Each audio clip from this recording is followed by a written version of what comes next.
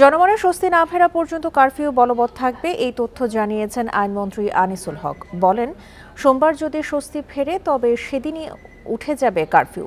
রোববার রাতে ইন্ডিপেন্ডেন্ট টেলিভিশনকে দেওয়া সাক্ষাৎকারে তিনি এসব কথা জানান। এখন জন্ম সনদ দিয়ে খোলো বিকাশ স্টুডেন্ট অ্যাকাউন্ট। নিজের বিকাশ নিজে কর। মন্ত্রী বলেন, কোটা সংস্কার আন্দোলন ছিনতাই করে দেশ জুড়ে অরাজক পরিস্থিতি তৈরি করে দুর্বৃত্তরা।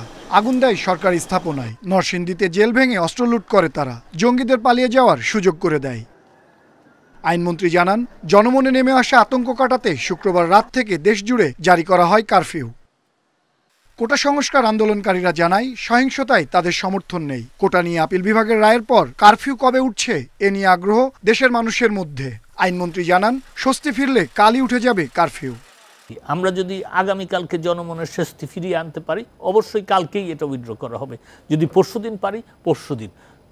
যেই মুহূর্তে জনমনে স্বস্তি ফিরে আসবে সেই মুহূর্তেই আমরা কারফিউ উইথড্র করে নেব। আন্দোলনের প্রেক্ষাপটে বন্ধ থাকা ইন্টারনেট চালুর বিষয়ে আইনমন্ত্রী জানান, মেরামত শেষে ফিরবে ইন্টারনেট। ডেটা সেন্টার তো তারা ধ্বংস করেছে, এখন কথা হচ্ছে মেরামত করতে হবে আমাদের। মেরামত করা শুরু হয়েছে, কিছুদিন তো সময় লাগবে। শিক্ষার্থীরা দ্রুততম সময়ে ক্লাসে ফিরবে বলে আশা করেন মন্ত্রী। আনোয়ার সাদাত নূর, ইন্ডিপেন্ডেন্ট নিউজ, ঢাকা।